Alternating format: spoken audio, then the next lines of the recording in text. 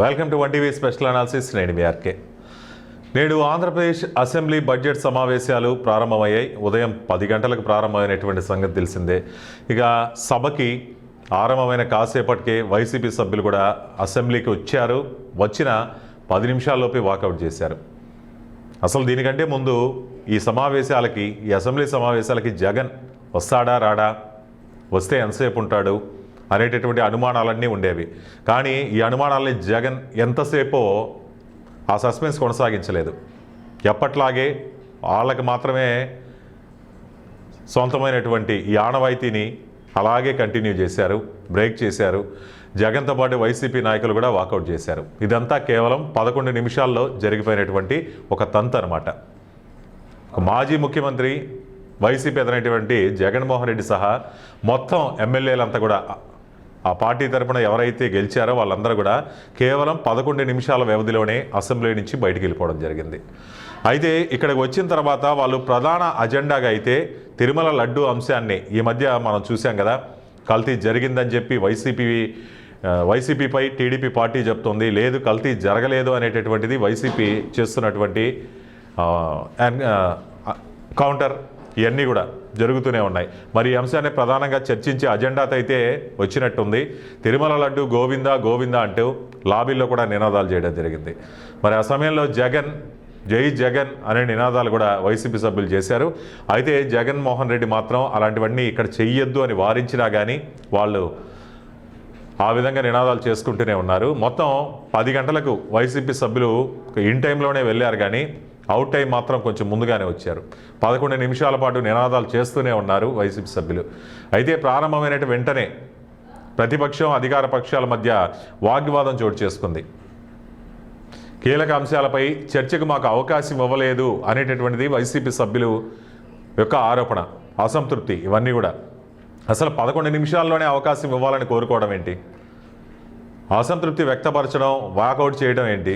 ఇదంతా ఏదో హాజరు కోసం వచ్చామా, హాజరైంచుకున్నామా, ఒక నిరసన వ్యక్తం చేసామా, బయటకు వచ్చామా, ఇటువంటివన్నీ జరిగాయి. కాకపోతే కొంచెం ఓపిక బట్టి ప్రజా సమస్యల మీద చర్చించాలంటే కాసేపు ఉండాల్సినటువంటి అవసరాన్ని గుర్తించలేక ఏదో వచ్చాము, లేకపోతే ఈ మధ్య చెప్పారు కదా అసెంబ్లీకి హాజరు కాకపోతే జీతాలు అనేవి కట్ చేస్తారు, అసెంబ్లీ ఒక రోజుకి ఇవ్వాల్సినటువంటి జీతాన్ని కట్ చేస్తారు, ఎన్ని రోజులు రాబోతే అని చెప్పి అయ్యన్న పాత్రుడు కానీ వీళ్ళందరూ కూడా వెళ్ళి చెప్పడం జరిగింది కదా, వ్యాఖ్యానించడం జరిగింది. వాటిని నిజం చేస్తున్నారా అనేటటువంటి అనుమానాలు అయితే సగటు ప్రజల్లో నుంచి కూడా వ్యక్తమయ్యే విధంగా వీళ్ళ తీరుంది.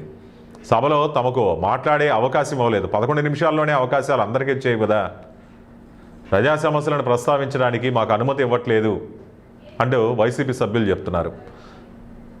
ఇదే వీళ్ళ ఆగ్రహానికి కారణమైందట. దానికే నిర్ణయం తీసుకున్నారట. అసలు అసెంబ్లీ చరిత్ర మొత్తం చూసుకుంటే 11 నిమిషాల్లో బయటకు వచ్చినటువంటి రికార్డ్ అయితే వైసీపీ పార్టీ అయితే క్రియేట్ చేసింది. అసలు వైసీపీ నేతలు చెప్తుంది ఏంటి, ప్రజా సమస్యలపై చర్చకు అవకాశం ఇవ్వకపోవడం ప్రజాస్వామ్య విరుద్ధం అన్నారు. వాళ్ళు ఉన్నటువంటి టైం ఎంత, వెళ్ళిన తర్వాత అంతా నినాదాలతోనే హోరెత్తించారు. నినాదాలతోనే వెంటనే వచ్చేది కదా, దానికంటే కూడా కొంత సమయం వేచి చూడాల్సిందే. అంటే ప్రజలకు సంబంధించినటువంటి అనుమానాలు కానీ, లేకపోతే ప్రభుత్వం యొక్క విధానాలు కానీ, వాళ్ళ యొక్క నిర్ణయాలు కానీ, పాలన గురించి ప్రశ్నించాలంటే ఓపిక లేనటువంటి ఈ పద్ధతి ఎంతవరకు కరెక్ట్ అనేది కూడా ప్రజల నుంచి ఖచ్చితంగా వ్యక్తమవుద్ది. తమకు సరైన సమయం కేటాయించకుండా సభను ముందుకు నడిపిస్తున్నారు అంటున్నారు. అసలు మీరున్నది ఎంతసేపు ఆ సభ జరగాలి అంటే? ప్రశ్నించేవారు లేకపోతే పాలన అనేది అలాగే జరిగిపోతూ ఉంటుంది. వాళ్ళు ఆడిందే ఆట, పాడిందే పాటకుంటుంది. మరి ప్రశ్నించేటటువంటి ప్రతిపక్ష పార్టీలు లేనప్పుడు ఏమవుతుంది? అలాగే వెళ్తుంది. మరి సభలో తమ స్వరాన్ని వినిపించుకునే అవకాశం లేకపోవడంతోనే మేము వాకౌట్ చేసామంటున్నారు. మాకు ప్రతిపక్ష హోదా ఇవ్వలేదు అంటున్నారు. అసలు ప్రతిపక్ష హోదా ఇవ్వకపోతే మాట్లాడే అవకాశం ఎలా వస్తుంది అనేటటువంటిది చెప్తూనే ఉంటారు. ప్రతిపక్ష హోదా ఇవ్వాలంటే రూల్స్ ప్రకారం వెళ్ళాలి. కానీ ఇప్పుడు 11 సీట్లతో ప్రతిపక్ష హోదా రాదు అని చెప్తున్నా కానీ ప్రతిసారి కూడా మాకు ప్రతిపక్ష హోదా కావాలి అంటావేంటి? అసలు ప్రతిపక్ష హోదా కావాలంటే మీకున్నటువంటి సమయాన్ని ఇచ్చి మిగతా సమయాన్ని ప్రజల వద్దకు వెళ్ళి కూడా మీ స్వరాన్ని వినిపించే అవకాశం ఉంటుంది కదా. ప్రతిపక్ష హోదా వస్తేనేనా? ప్రతిపక్ష హోదా కావాలి అంటే ప్రజల ద్వారా మీరు ప్రతిపక్ష హోదాను సంపాదించుకోవాల్సి వస్తుంది. అంటే 10% కంటే ఎక్కువ సీట్లు సంపాదించుకోవాలంటే కనీసం 18 సీట్లు రావాల్సి ఉంటుంది. 11 సీట్లకి ప్రతిసారి ఇదే అంశాన్ని లేవనెత్తడం ఏంటి? రాదని తెలిసినా కానీ ఈ విధంగా ప్రతిపక్ష హోదా మాకు ఇవ్వాలని అడగడం ఏంటో అది వైసీపీకి అర్థం అవ్వాలి. ఇక అధికార పక్షం అయితే ఏమంటుంది? వైసీపీ వాళ్ళు కావాలనే రాజకీయ డ్రామా ఇదంతా. అదే ఇందాక చెప్పినట్టుగా ఏదో వచ్చామా వెళ్ళామా అనేటటువంటి తప్పితే వాళ్ళకి సభకి రావడం కానీ సభలో చర్చకు కానీ సమయం కేటాయించే ఉద్దేశం అయితే వాళ్ళకి లేదు.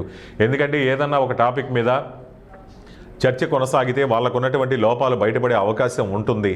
అందువల్లే వైసీపీ పార్టీ సభకి సమయం కేటాయించట్లేదు, నిరసనలు చేస్తూ నిందనలు వేస్తూ వెళ్ళిపోతున్నారు. ఇదే వాళ్ళ అజెండాగా ఉంది అంటున్నారు. సరే, ఏది ఏమైనా కానీ ఇటు అధికారం కానీ అటు వైసీపీ కానీ ఈ పార్టీలు రెండు చెప్పేది ఏమైనా కానీ ప్రజా సమస్యలపై అసెంబ్లీలో చర్చించాలంటే కాస్త వైసీపీ పార్టీ కూడా కొంచెం సమయం తీసుకోవాల్సినటువంటి అవసరం ఉంది. కేవలం వచ్చామా వెళ్ళామా అని అంటే ప్రజా సమస్యలపై అడిగేది ఎవరు? ఇక అధికార పక్షం తీసుకున్నదే 100% ఫైనల్ అయిపోతుంది. ఇంకో 3 ఏళ్ల పాటు అలాగే ఉంటుంది. కాబట్టి వైసీపీ కూడా అసెంబ్లీకి హాజరై తమకు ఇచ్చినటువంటి సమయం తక్కువైనా కానీ ప్రజా సమస్యల మీద ఏ విధమైన లోపాలు ఉంటాయో వాటిని ఎత్తి చూపించాల్సిన అవసరం అయితే ఖచ్చితంగా ఉంటుందనేటటువంటిది ప్రజల యొక్క అభిప్రాయం. సో ఈ అంశంపై మీ అభిప్రాయాలు కామెంట్ రూపంలో తెలియజేయండి. చూస్తూనే ఉండండి 1TV స్పెషల్ అనాలిసిస్.